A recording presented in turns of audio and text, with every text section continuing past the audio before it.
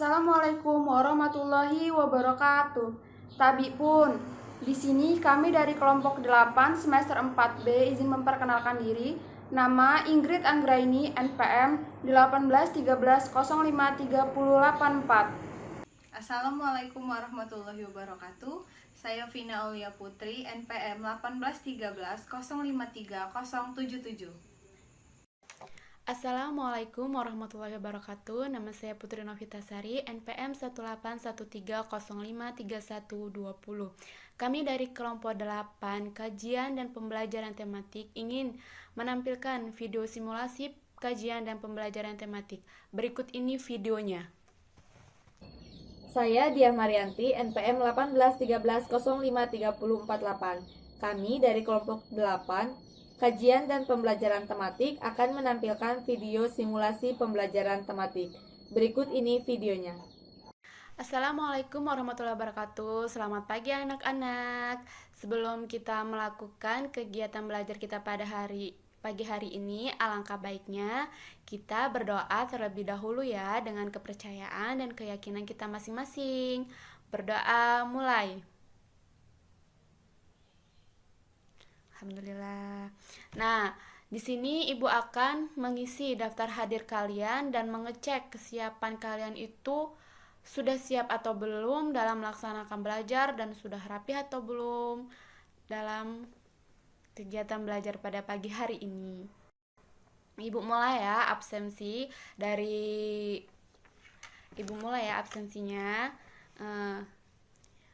Ingrid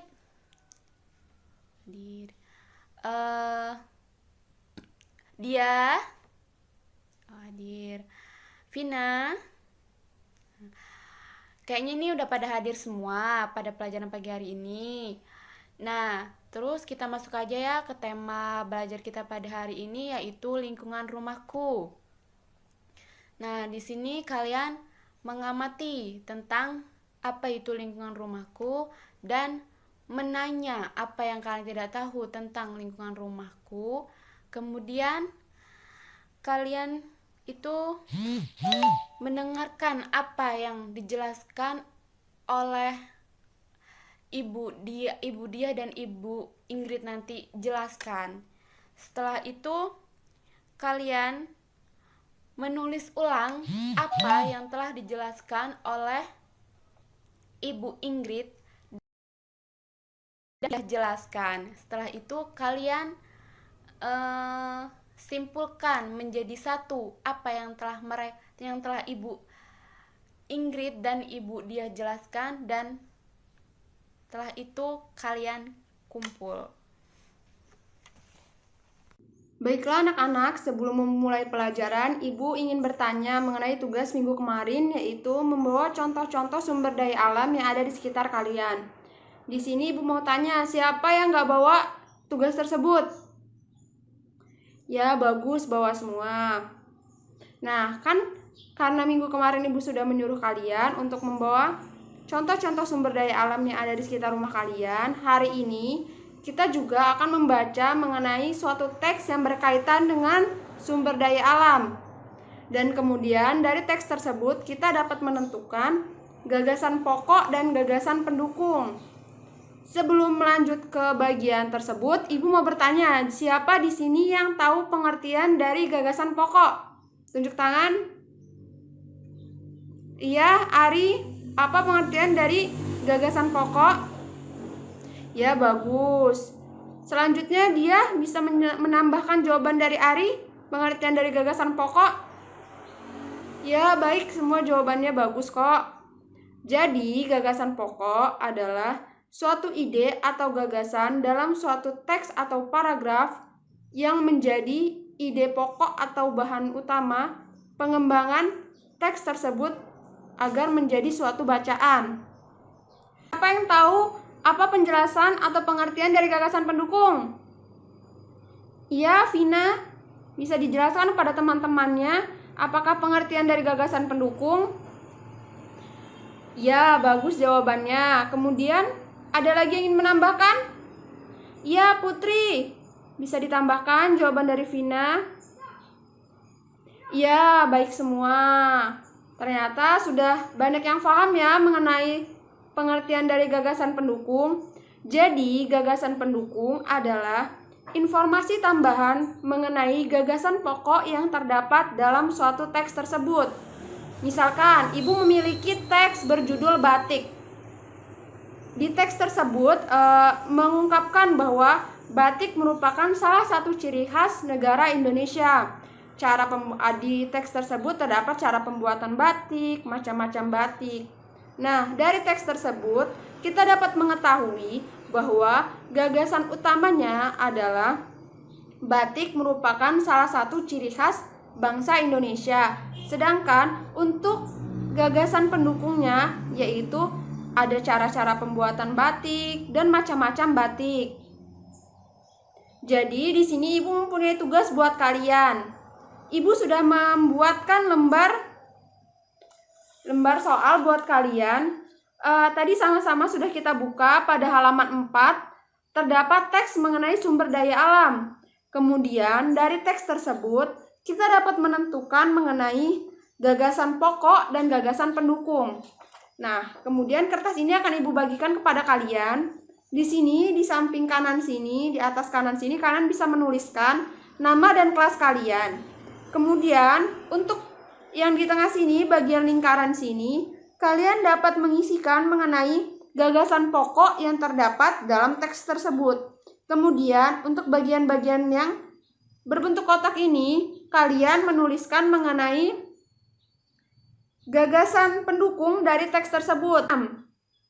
Baik, untuk pengerjaan soal ini, Ibu berikan waktu untuk kalian mengerjakan 15 menit. Kemudian lembar soal ini bisa dikembalikan lagi ke Ibu. Baiklah, untuk tugas tadi, apakah sudah mengumpul semua? Baik, jika sudah mengumpul semua tugas tadi, berarti sudah dapat kita pahami ya, apakah itu paragraf pokok dan paragraf pendukung itu sendiri. Baiklah, sekarang kita akan belajar tentang sumber daya alam. Minggu lalu telah kita bahas juga sumber daya alam. Apakah ada yang masih ingat ada berapa macam sumber daya alam? Ya, betul, ada 2. Yang pertama, sumber daya alam yang dapat diperbaharui, dan yang kedua, sumber daya alam yang tidak dapat diperbaharui.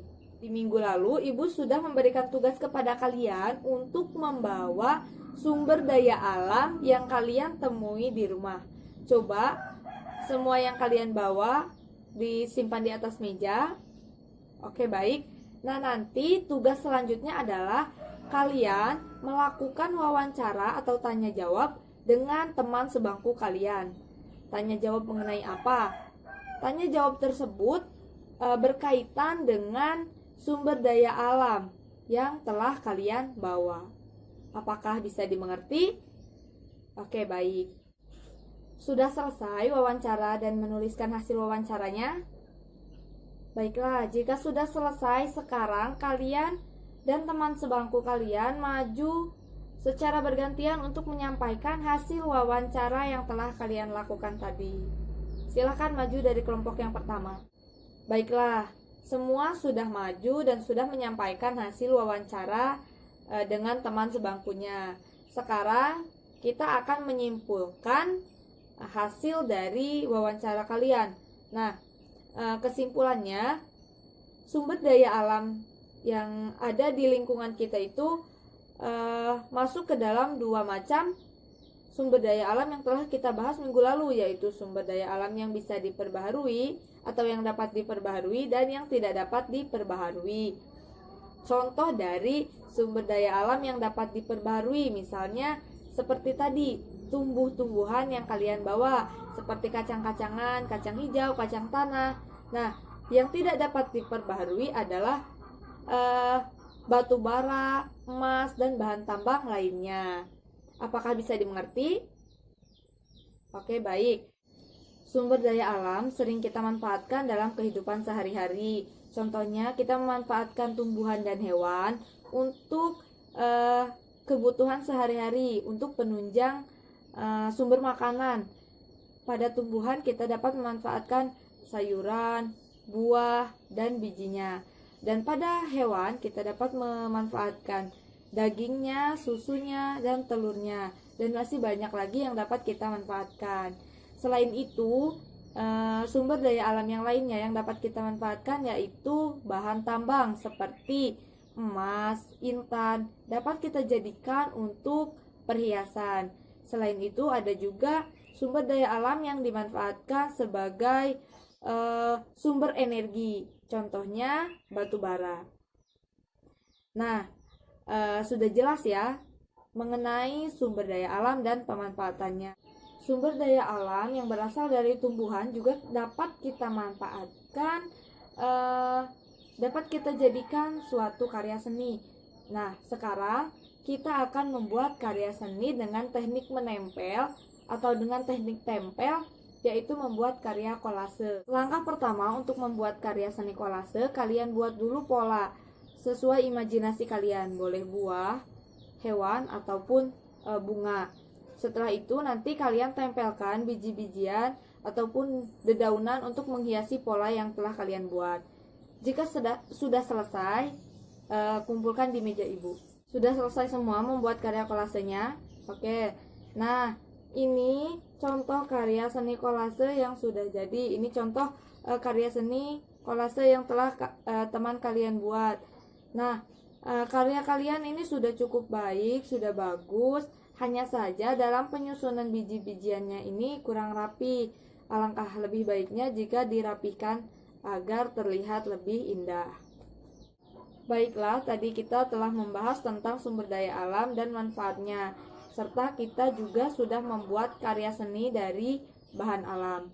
Nah, telah kalian ketahui bahwa sumber daya alam itu sangat bermanfaat dalam kehidupan sehari-hari. Jadi, kalian dapat memanfaatkan semua sumber daya alam yang ada di lingkungan rumah kalian untuk menunjang kehidupan kalian atau untuk memenuhi kebutuhan hidup kalian. Nah, baiklah, selanjutnya ada yang bisa tidak menyimpulkan materi apa saja yang sudah kita pelajari pada hari ini? Ya, silahkan Dinda. Iya, benar. Siapa lagi yang bisa menyimpulkan? Oke, Nurul, silakan. Iya, benar sekali. Jadi, materi yang sudah kita pelajari pada hari ini yaitu manfaat sumber daya alam yang ada di sekitar kita. Jadi, manfaatnya itu banyak sekali. Salah satunya manfaatnya itu untuk memenuhi kebutuhan pangan kita, pangan manusia, pangan hewan. Lalu manfaatnya juga bisa sebagai sumber daya pembangkit listrik. Lalu kita sudah membuat karya seni rupa dengan teknik tempel. Nah, selanjutnya ada tidak yang ingin bertanya? Jika ada, boleh angkat tangannya. Baik, kalau tidak ada, ibu saja ya yang bertanya. Jadi, kalau ada yang bisa jawab, boleh angkat tangannya. Siapakah yang tahu sumber daya alam apa saja yang bisa diperbarui? Iya, Rara boleh. Iya, benar. Jadi, salah satu contoh sumber daya alam yang bisa diperbarui itu ada tumbuhan, seperti buah-buahan, sayur-sayuran, lalu ada hewan, ada air, ada cahaya. Itu salah satu contoh sumber daya alam yang bisa diperbarui. Lalu siapakah di sini yang tahu salah satu contoh sumber daya alam yang tidak dapat diperbarui? Iya, benar. Jadi salah satu contoh sumber daya alam yang tidak dapat diperbarui itu seperti besi, minyak, emas, lalu ada batu bara.